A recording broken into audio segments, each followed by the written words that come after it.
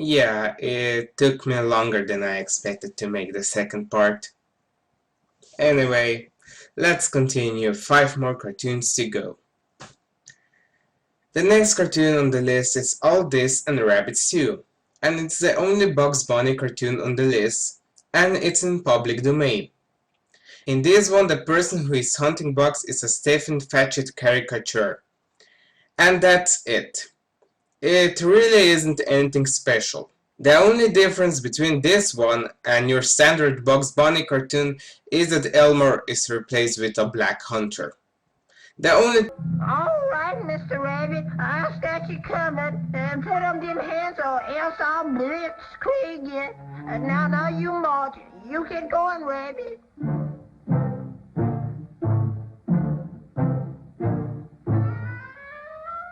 Oh, no, you don't.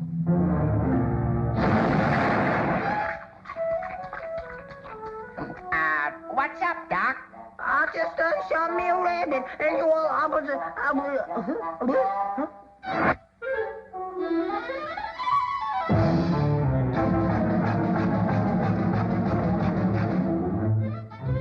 Where's my gun? Where's my gun? Where is it? There you are, Doc. Where is it? Which way did he go? Which way did he go? There he goes. Where? There, go get him.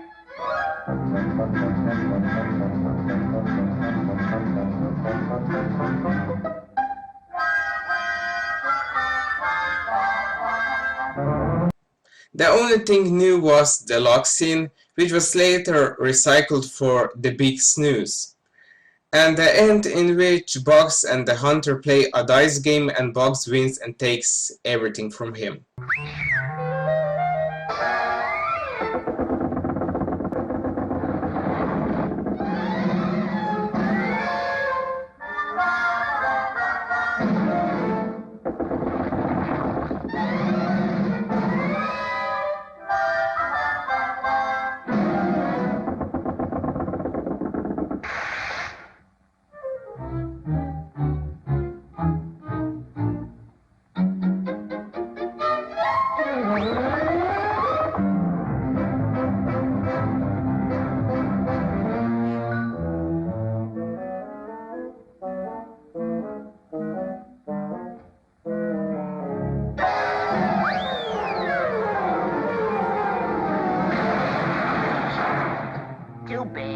Too bad.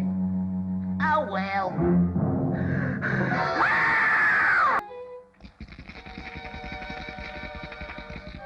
What y'all got there, man? It couldn't be a pair of them, Shoot 4 bits, Doc. You're faded. Let them go. 7 dice natural again, Doc. Come on and be bad, dice, be bad. Boxcars, pal. Here we go again. Oh, 6 me dice, 6 me. Nine's my point. Oh, no 9 dice, no 9. What's the matter with you? Maybe it's a new pair of shoes. There it is. All right, Doc. Shoot the whites. Dice don't fail me now.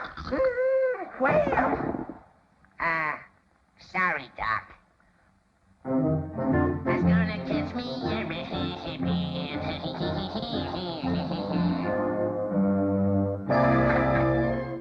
Well, call me Adam.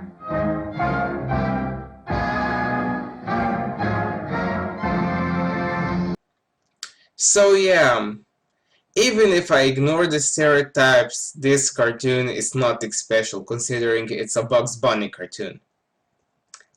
And since this cartoon is in public domain, it can be easily found on the internet, and when I was a kid it was shown on TV in my country.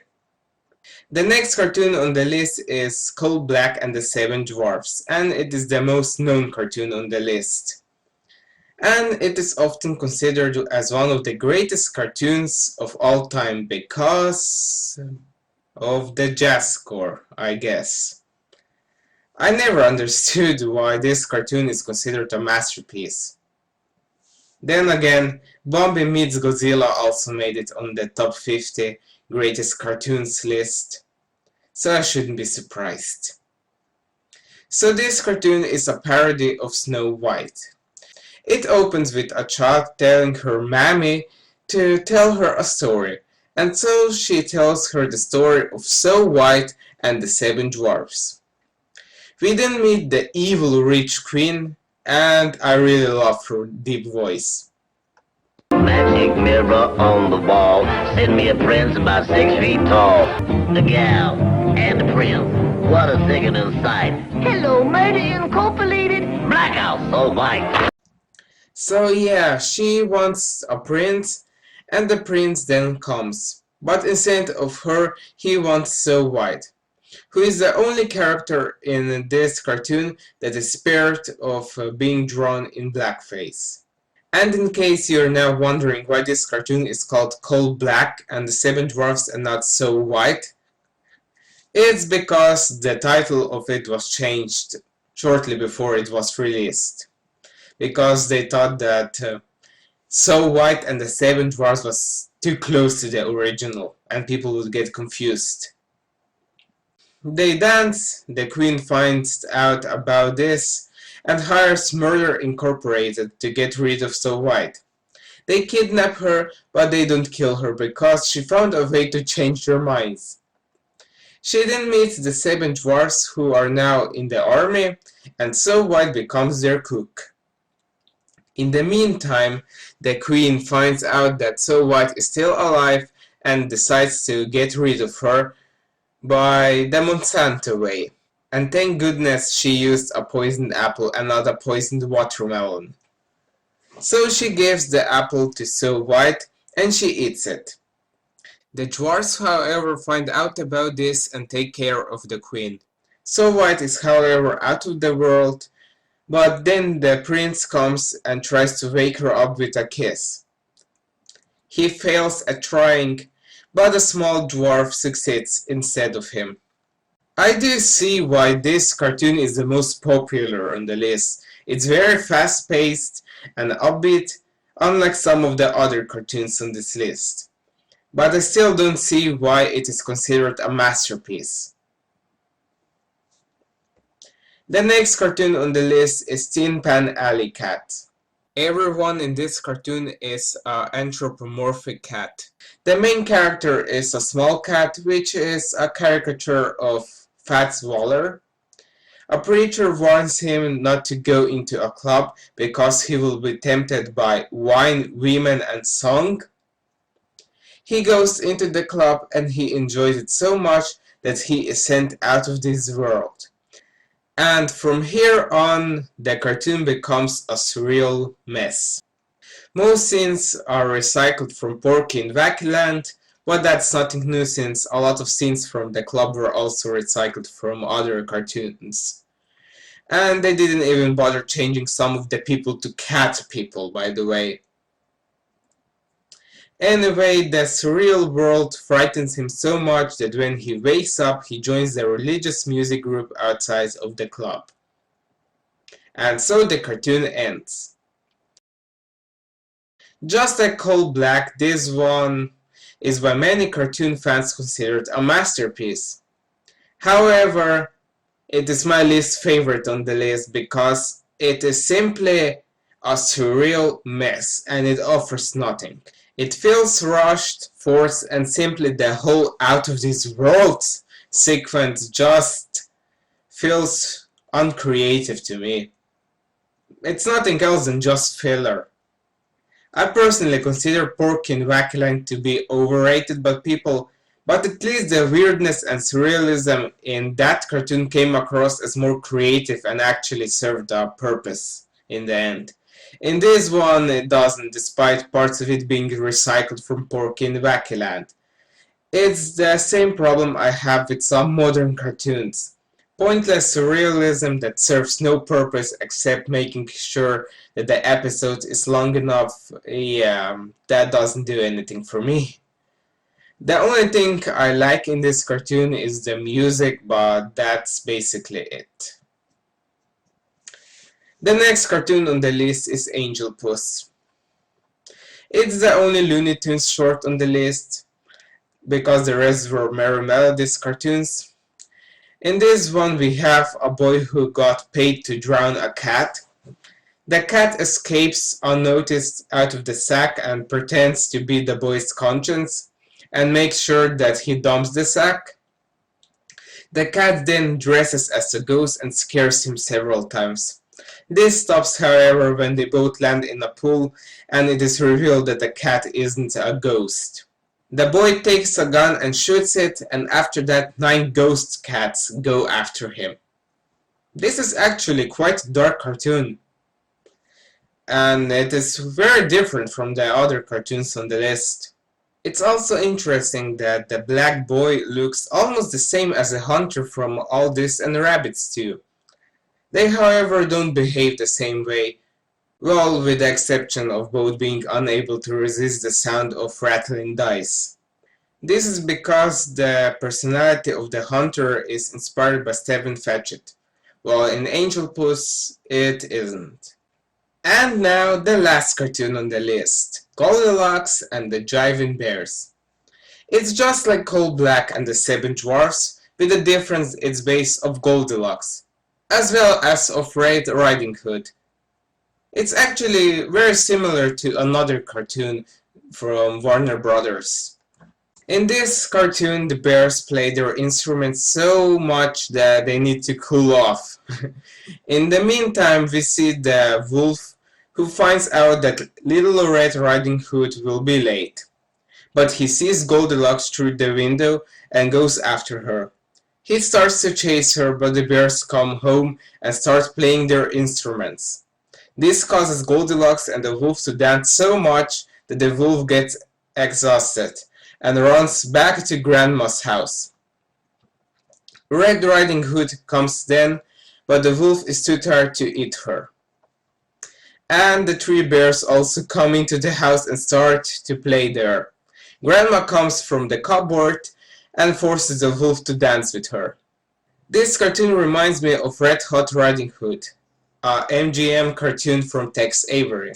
And this one is just like Coal Black and the Seven Dwarfs, also a fast-paced cartoon, and I personally prefer it over Coal Black because I consider it actually to be funny at times, especially when the wolf gets beaten up while being forced to dance with Goldilocks. Yes, it's actually similar to those Tex Avery cartoons. So with that done, let's go on. Are the Censored 11 cartoons good cartoons? Not really, actually. Even if you completely ignore the stereotypes, they simply have little to nothing to offer. And if they wouldn't have these stereotypes, then they would be forgotten and ignored, because nobody except people who bother watching every Looney Tunes cartoon they can find would even care about them. And even they wouldn't think highly of them. Another thing that many people argue is, are these cartoons really racist? Because a lot of people say, of course, and a group of people always says that those are just stereotypes and they aren't racist because they are just stereotypes. My thoughts on this are racist as in directly saying black people are worse. Most of the time, no. The big exception are the cartoons with cannibals, as well as the World War II cartoons that feature Japanese soldiers, like Bugs Bunny Nips the Nips. Those are the cartoons that are directly saying that people of another race are less worthy. But in the Censored 11 cartoons, most of the time it's not directly said, but it's just implied that they are less worthy. So yes, in my opinion, they are still racist. In most of these cartoons, if a black and a white character are together, they most of the time treat each other equally, and it's not implied that the white character considers the black character less worthy. There are only 3 cartoons on the list where characters from different races interact. Those are Hitting the Trail for Hallelujah Land, Uncle Tom's Bungalow, and Jungle Jitters. The first is, as I said in the first part of my video, a cartoon that shouldn't even be on the list. And the Uncle Tom character is treated completely the same as everyone else in the cartoon. The second one, on the other hand, shows both sides. You have little Eva, who saves with her friend Topsy the slave Uncle Tom from the slave trader by buying him, but she doesn't treat him as a slave but as a person she plays with. As a friend, basically. The complete opposite is the slave trader, for obvious reasons. And in Jungle Jitters we have a tribe of cannibals that has a white queen. But you don't really see them interacting that much, so it's hard to tell. But with indirect racism, I don't mean how the characters treat each other, but how the characters in these cartoons are drawn. Having characters of one race drawn normally and having the characters of another race drawn as exaggerated stereotypes, yeah, it's without a doubt offensive.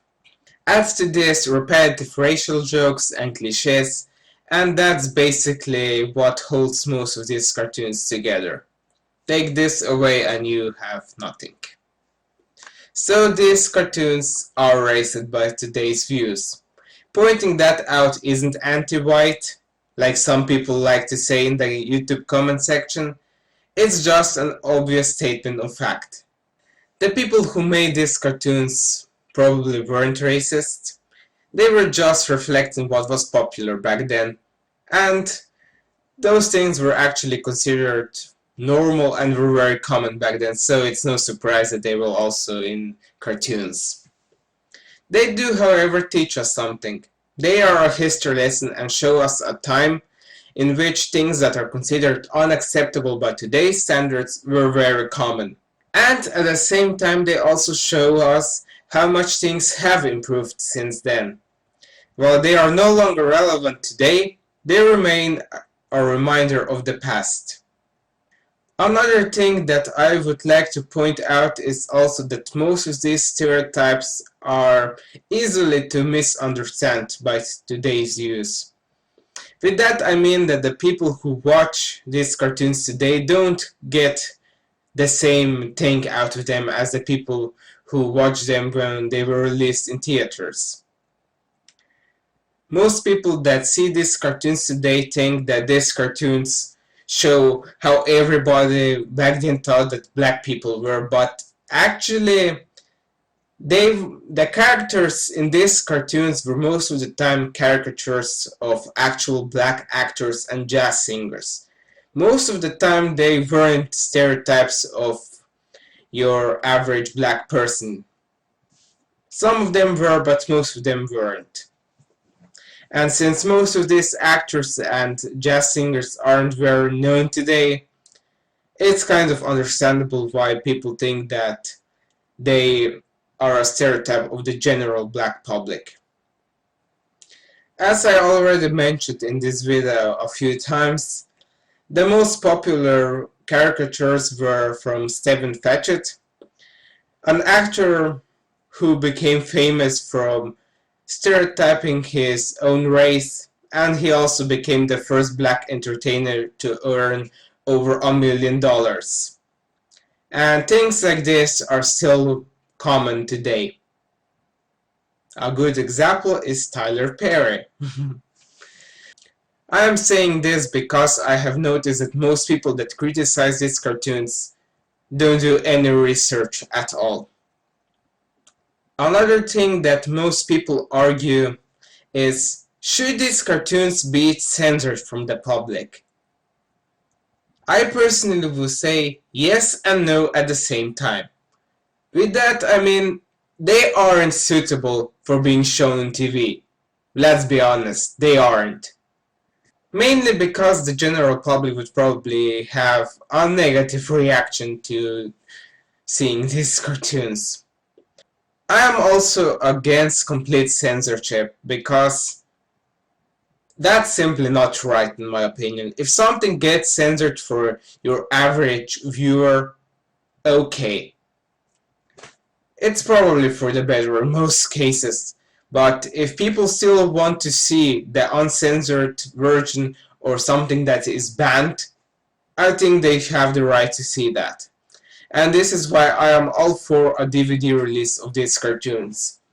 In 2010 it was actually announced that they are trying to make a DVD release of these cartoons, but nothing has happened yet. And I really hope that there will be a DVD release in the future. These cartoons are part of the human history. Denying that they existed is, in my opinion, worse than showing them, and that goes basically for everything that is being censored. So yes, I think this is basically all I have to say about these cartoons. If I didn't mention something that you would like to know, you can ask me in the comment section. I will try to reply as soon as possible. And yeah, I will see when I will make my next video. I will probably move down to the basement of the house for that, because my room is now getting really hot in the summer.